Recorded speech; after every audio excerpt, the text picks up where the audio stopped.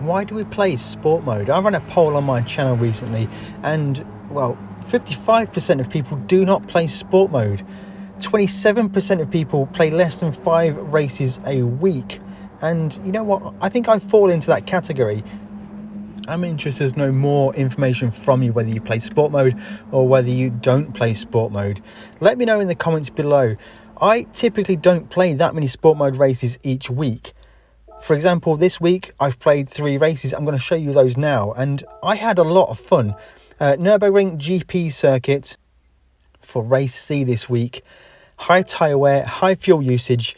The Beetle looks quite popular, but there are other options in the mix. So we've got the Porsche, we've got the Corvette, quite a few other options in there actually. So I'm going to start with the Corvette. It's a car I like, and I've not got enough time to set a qualifying lap time, so a bit of swaz on corner exit there. So yeah, as you can see, I haven't really had enough time or practice to set a qualifying time, so we're going to start from near the back of the grid in 13th position.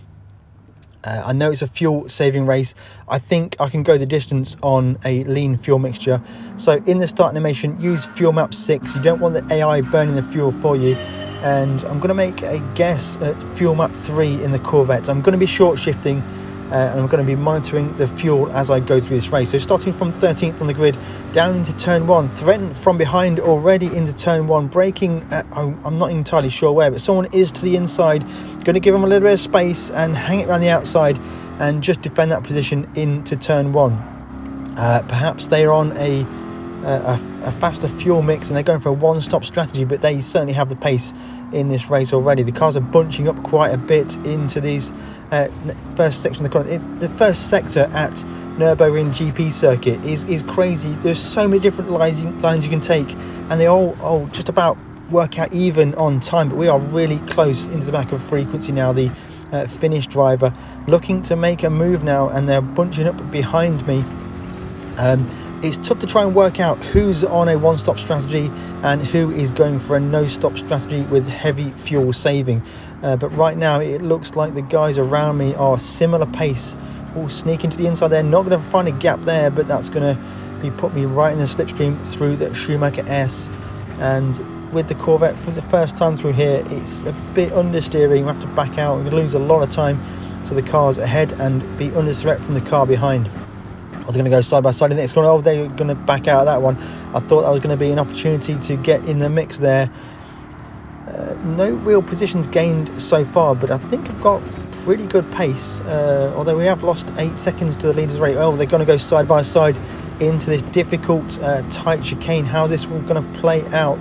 Looks like a penalty for a driver behind maybe on the brakes now. I don't really know the braking point into the chicane. We're going to bounce through these points here, get a bit of swaz. I'm going to get. Oh, someone's lost it on the corner exit. We're going to dive to the inside on the last corner. 2 positions gained in that short section of track there, and just going to capitalise a bit of swaz on corner exit onto the main straight. And the Porsche is right on our back door. I'm going to go semi-defensive into the braking zone here. Look on the radar. We're going to get swamped a little bit. Is someone going to throw it to the inside? They almost do. On the brakes now, and going to give it a little bit of space on the inside. A bit of a sandwich going on. It's a bit tight. We managed to make that one stick. Looking forward now into 11th place for ourselves and seeing how we can push forwards in this race. This is why I love sport mode. You never know what's going to happen between any race. Every single driver on the track is a real driver. They are playing live. Who knows what can happen? Skipping forwards, lap number 3 now. We're going to go into the braking zone for the bus stop chicane. We're going to get slightly wrong on the brake, just make a little bit of contact with Paul, and unfortunately bump him over the curb, which is not something I want to do. I don't know if I missed my braking point or if he braked a little bit too early, but I have really been a contributing factor in getting that 0.5 second track limits penalty for Paul. So I felt really bad for this. I'm skipping forwards now. Paul's about to serve his penalty. I don't want to take advantage of Paul's penalty, so I'm just going to back off the throttle as well and just do the right thing and just not take advantage of that penalty that I forced Paul into. Let me know in the comments below if you think that was on my fault or if it's on Paul. A few laps later, lap number 5, I'm going to send it to the inside. I think I can get it done on the brakes now, but actually what I do is I brake a little bit too early and just Paul hangs it on the outside and just really defends that position really quite well. Great racing with you, Paul. I'm sorry for that little bit of contact at the end of the race. I did apologise, and he replied to say it was no worries. So all good, Paul. Hopefully get to race you again in the future. But that slow exit from that chicane is going to put us under threat from the Beetle to the inside right now in the Yamaha Racing colours. And he must be on a higher fuel map than we are, because he blew my doors off on the straight and into turn one. He's going to get a bit of swaz and correction. We're going to try and check up to try and not hit him, but I think we get retaliation. I'm pretty sure you were already spinning before I made contact, and I got on the brakes to try and avoid making contact with you even further, but a little thump into the door for me. Thanks for that. But yeah, look at the way the Beetle just drives out this corner now and just absolutely blows my doors off. He's probably on a higher fuel map, and we are on fuel map 3. Quick check of the fuel map to see why my car is so slow. Skipping forwards now, lap number 6, and yellow flags are out. We're going to get it a bit wrong on the brakes and just overshoot there and just try and avoid that. Give it a swaz on corner exit. But those drivers are going to go into the pits, so that is going to be a pit stop for them. It's going to promote us. Might explain why they had so much pace over me. But yeah, we are looking okay for fuel, although I've just really lost touch with many people in this race through various reasons. Skipping to the end of the race, we were pretty good on fuel. We made the race, but our lap times were just nowhere where they needed to be. The race leader finished in a 19 minutes 37, and we are some 35 seconds behind that race lead. That is a significant amount, and that is not where we want to be. So I'm going to go again. This time I'm going to throw down a qualifying lap, just about get one lap between the races. I'm going to put a 156.3. That's not good. It's going to put me 12th, which is pretty much exactly where I started before. But before the race starts, it's just kicking off. It's all going a bit laggy, a bit crazy. Hopefully this is wearing everybody's tyres out, but probably not. But luckily things just seem to miraculously fix themselves before we start to go for the race. So in this one I'm going to go full attack, fuel map 1, and just go at it. Go for that pit stop mid-race and see what we can do. So I'm going to try and apply some aggressive manoeuvres. A lot of these guys in this race will be fuel saving, and I need to clear as many of them as possible. Bit chaotic at the start, so one driver's going to be slow off the corner, 2 drivers going to get a bit of an impact. We're going to get 2 drivers on the exit of turn number 1. The Beetle ahead, we're going to try and sneak to the inside there, and it's not going to quite work out there. The finish driver has a 2-second penalty, so I need to try and either clear him or a bit of swaz on corner exit there. That extra fuel map has really caught me out with the extra power in my Corvette.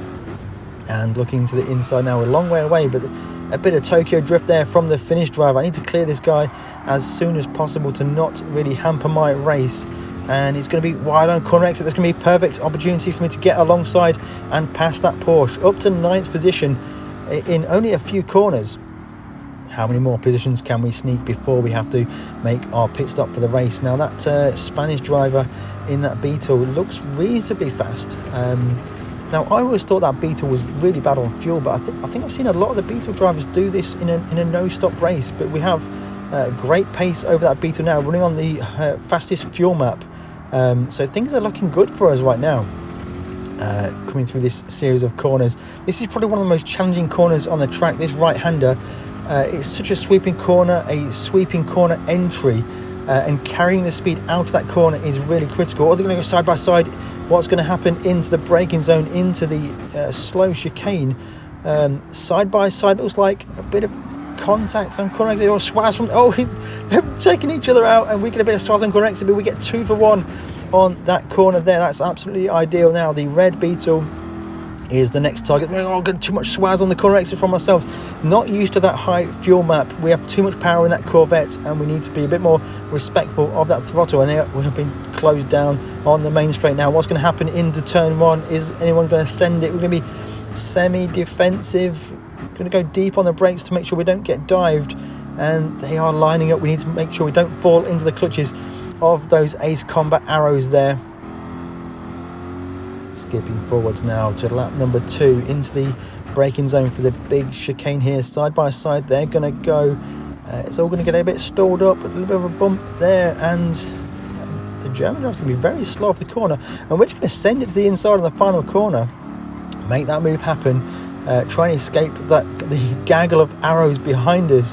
and skipping forwards now. And the middle of lap number 3, we're going to be going pretty good through here. It looks like the Greek driver is slow through the Schumacher S, and we're going to get to the outside, to the on the braking zone. The outside is going to work out. We'll get bumped to the outside of the corner. Really pretty difficult situation to be in here. Passed by the Porsche, passed by the car. We need to make this move happen.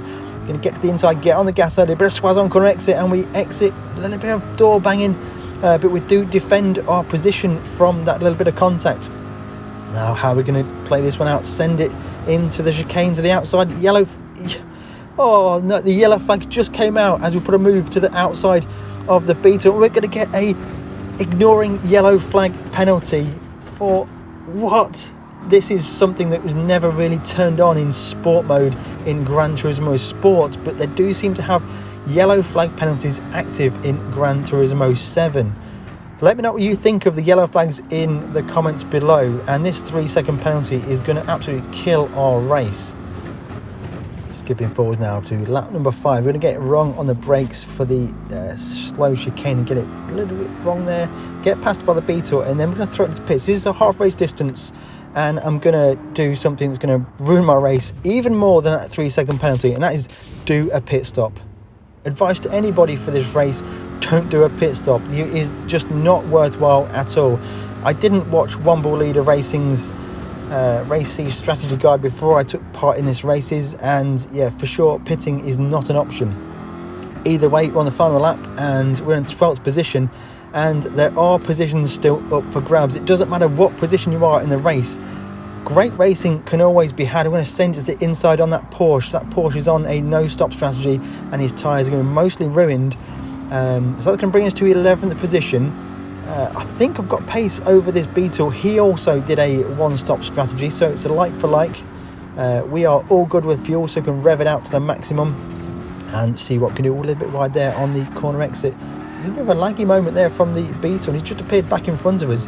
But we're going to get a fantastic exit on the corner here. It's now or never to send it on this Beetle. This is the opportunity of the race for me, and get it on the brakes, get it stopped to the apex, not allow the cutback, and get a great corner exit. We're going to make the move happen. Up to 10th position now on the final lap of the race, and we do bring it home in 10th position. Again, sport mode produces some fantastic races, but I think I'm probably using the wrong car. Looking at the top 5 from the previous race, and yeah, the Porsche looks to be a very, very strong race car.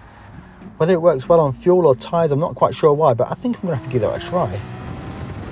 Queuing for the next race in the dying seconds of the pre-race practice, I managed to improve my qualifying time to 1:55.5, which is going to put me... Oh, is that a new flag animation for this update? Interesting, I never noticed it. Anyway, I was probably 6th on the grid, and I've not driven the Porsche in the race yet, and I don't know what to do for fuel. I'm going to start with fuel map 6 during the animation. It's what we do, just to minimise as much fuel usage as possible while you are in the formation to the line. But I think I'm going to start on fuel map 2, and then just monitor it as the race goes on. I'm going to be short shifting to try and minimise the amount of fuel used, but let's see how this Porsche works out on fuel map 2, and yeah, how far can we progress forwards in this race. Let me know in the comments below how you've been getting on in race C this week. Are you enjoying it, or would you prefer something different? The fuel management seems to really divide people.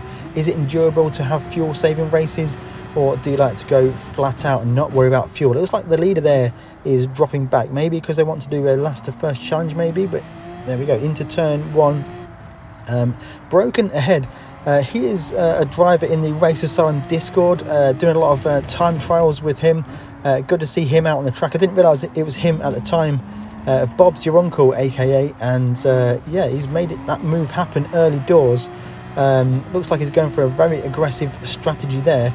A little bit of door banging from ourselves on that green Porsche, but we are looking to try and progress forwards now. Up to 5th from the pre-race testing. The Porsche felt like a much faster car to drive, so I'm interested to see how this plays out. And we are going to get a great run on this Porsche now. I don't know if this fuel map's quite low, but we're going to have to make this move happen into the braking zone here, to the inside. Nicely done, giving space on the outside until the overlap is finished, and then we're up to 4th position.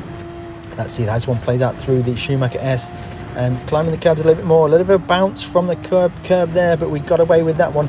Skipping forwards now, lap number 5, and we are going purple in this race. So we have the pace that we didn't have before in the Corvette. Even on the fuel map, even going for this no stop strategy in the Porsche, we are going purple, and it looks like things have really kicked off ahead now between McSpongy and Broken. Broken to the pits actually, so that is going to be a one-stop. He's missed the pit entrance. Was that a last-minute judgment call? I don't know. But we've got a great run on McSpongy now. We've raced him quite a lot in the slipstream now, and we're going to send it into turn 1. This is going to be a great opportunity for this race to play out, and late on the brakes now. Going to try and stop it at the apex to avoid the cutback and get a great drive out of turn 1, and we are up to 2nd position now. Much better performance from me in this Porsche. Skipping forwards now, we did close the gap to the leader just slightly. Under 3 seconds is the gap now as we start the final lap of the race. Has he got enough fuel to finish the race? We do reasonably considerably, and we actually switched to fuel map 1 during the race, so we're going to close that gap to 2.7 at the finish. And what an enjoyable race, and my finishing times were way faster than it has been before. So in 19 minutes 45-ish is my finishing time, so the no stop strategy is the one to be on. The Porsche 911 seems to be a fantastic race car. Using fuel map 1 or 2 with a bit of short shifting will get you to the end of the race with no problems at all. So that's why I play sport mode. Sport mode can produce some absolutely fantastic races. You know you're playing with real people. There's no AI that can cheat or do random strategies with fuel or tyres. Everybody is playing for themselves. It's super fun. Let me know what you think in the comments below. Would you consider doing sport mode a little bit more? I think there are a lot of people out there that feel afraid or apprehensive about sport mode. The matchmaking in sport mode is great. It matches you up with people of similar skill level, and there's a lot of people that try and raise their DR to try and be as good as they can be, but it actually doesn't matter. The DR is there to match you up against people who have a similar skill level to you. I'd highly recommend going racing in some sport mode races and just having some fun. Try and be respectful of the other drivers on the track. Hopefully they'll show respect back to you, and you can have some great races. It's really, really good fun. As always, if you have enjoyed this video, hit that like button. Consider subscribing if you haven't already. Hopefully I'll see you out there on the track in sport mode. On screen right now will be a link to another video which you may find very interesting. Thank you very much for watching, and we'll catch you in the next one.